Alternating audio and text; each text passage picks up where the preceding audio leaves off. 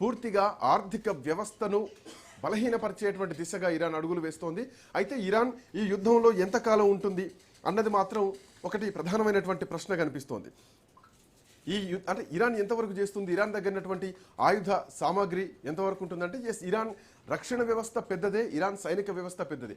Israel కంటే పోలిస్తే ఇరాన్కే పెద్ద వ్యవస్థ ఉంది. కాకపోతే ఇజ్రాయెల్ దగ్గర ఐరన్ డ్రోమ్ ఉంది. ఇజ్రాయెల్ దగ్గర ఒక టెక్నాలజికల్గా ఉన్నటువంటి వ్యవస్థ ఉంది, మిస్సైల్ వ్యవస్థ ఉంది. సో ఈ ఇరాన్తో పోలిస్తే ఇజ్రాయెల్ దగ్గర కూడా అంతే టెక్నాలజీ ఉంది. మోర్ ఓవర్ ఏంటంటే ఇక్కడ అమెరికా బలం ఉంది, అమెరికా ఆయుధ శక్తి ఉంది. For the first time Israel iron drone open చేసింది.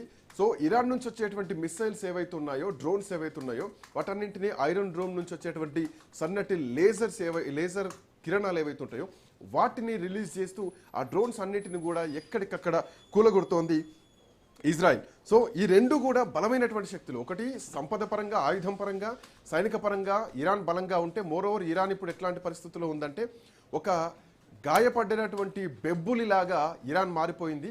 ఇరాన్ సుప్రీం లీడర్ ఖమేనీ హత్య తర్వాత ఇరాన్ ఖచ్చితంగా మిగతా దేశాలను కూడా కోలుకోలేకుండా దెబ్బతీయాలన్నటువంటి ఉద్దేశంతో సో రెండు వైపుల నుంచి దాడులు ప్రతిదాడులు నడుస్తూనే ఉన్నాయి. మోరోవర్ ఇరాన్తో యుద్ధం ఎక్కువ కాలం ఉండదని చెప్పేసి ఇప్పటికే నెతన్యాహు ఇజ్రాయెల్ ప్రధానమంత్రి కూడా చెప్పారు. ఈ యుద్ధాన్ని ఎట్టి పరిస్థితుల్లో ఒక శాంతి మార్గమే దీన్ని క్లియర్ చేస్తుంది, అది మాత్రమే దీనికి ప్రధానమైనటువంటి పరిష్కారం అని ఆయన చెప్తున్నా కానీ ఇది గతంలో కూడా అబ్రహం ఒప్పందాల కింద ఇజ్రాయెల్ గతంలో 4 అరబ్ దేశాలతోటి శాంతి ఒప్పందాలను కుదుర్చుకుంది. ఈ విషయం ప్రపంచానికి తెలుసు. ఇదే విషయాన్ని నెతన్యాహు కూడా చెప్తున్నారు. అయితే అమెరికాతో కలిసి పనిచేయడం వల్ల మిగతా దేశాలన్నీ కూడా శాంతి ఒప్పందాలకు వచ్చాయి. సో ఇప్పుడు ఇరాన్ శాంతి ఒప్పందాలకు వెళ్తుందా, మధ్యవర్తిత్వం ఎవరు చేస్తారు ఏమిటి అన్నది కూడా ఒక ప్రధానమైనటువంటి ప్రశ్న కూడా కనిపిస్తోంది. మోరోవర్ ఇంకా దీంట్లో చాలా కీలకమైనటువంటి అంశాలు కూడా, ఇటు పాకిస్తాన్ కూడా దీంట్లోకి ఇన్వాల్వ్ అవుతోంది.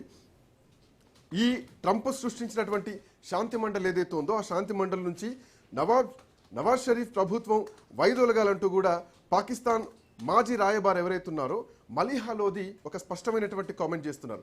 పాకిస్తాన్ మాజీ రాయబారి ఏం మాట్లాడుతున్నారంటే షరీఫ్ ప్రభుత్వం ట్రంప్ గాజా బోర్డును వదిలేయాలి, సో అప్పుడే ఇది కొంతవరకు కొంత శాంతి ఇచ్చేటువంటి పరిస్థితులు ఉంటాయన్నది కూడా ఆయన చేస్తున్నటువంటి కామెంట్. సో దీనిపైన ట్రంప్ ప్రభుత్వం చాలా దేశాలపైన దాడి చేసింది, గాజాలో ఇజ్రాయిల్ చర్యల్లో ప్రధానమైనటువంటి పాత్ర కూడా పోషించారు అంటూ కూడా పాకిస్తాన్ మాజీ రాయబారి చేస్తున్నటువంటి కామెంట్. మోరోవర్ ఈ ఇరాన్ పైన జరుగుతున్నటువంటి యుద్ధం అటు పాకిస్తాన్కు కూడా ముప్పే అన్నది పాకిస్తాన్ నుంచి కూడా వాయిస్ వినిపిస్తోంది. ఎలా ముప్పు అనంటే పాకిస్తాన్ రక్షణ మంత్రి ఖవాజా ఆసిఫ్ ఏమంటున్నారంటే ఆయన సోషల్ మీడియాలో ఒక పోస్ట్ చేశారు. ఒక పోస్ట్లో అంటే ముస్లిం ప్రపంచంలో అస్థిరతకు ప్రధానమైనటువంటి కారణం జియోనిజం అంటే యూదు ఉద్యమం. సో ఇది ఈ ప్రస్తుతానికి ఉద్యమం నడుస్తోంది, ఇది ఖచ్చితంగా మానవాళి మొత్తానికి కూడా ముప్పు అన్నది పాకిస్తాన్ రక్షణ మంత్రి చేస్తున్నటువంటి ఈ కామెంట్. ఇరాన్తో జరుగుతున్నటువంటి యుద్ధం పాకిస్తాన్ భద్రతకు కూడా ఒక ముప్పులా మారేటువంటి ప్రమాదం ఉంది అంటూ కూడా ఆయన కొన్ని హెచ్చరికలు చేస్తున్నారు. ఏదైతే పాలస్తీనాలో ఇజ్రాయెల్ స్థాపించబడినప్పటి నుండి ఇస్లామిక్ ప్రపంచం ఎదుర్కొన్నటువంటి చాలా సమస్యలు ఉన్నాయి, అవన్నీ కూడా యుద్ధాల్లో ఈ జియోనిస్ట్ భావజాలం ఉన్నటువంటి ఏదైతే ఈ ఇజ్రాయిల్ ఉందో ఇది అందులో ప్రత్యక్షమైనటువంటి పాత్ర పోషించారు. సో ఇది పాకిస్తాన్లో ఉన్నటువంటి సమాజానికి కూడా ముప్పే, పాకిస్తాన్ రక్షణకు కూడా భారీ ముప్పు అన్నది కూడా ఒక మాట పాకిస్తాన్ రక్షణ శాఖ మంత్రి చెప్తున్నారు. ఇరాన్ ఒకవేళ రాజీకి సిద్ధంగా ఉందని, అయినప్పటికీ వాళ్ళపైన యుద్ధం చేయాల్సినటువంటి అవసరం ఏమొచ్చిందంటూ కూడా పాకిస్తాన్ నుంచి వినిపిస్తున్నటువంటి కామెంట్.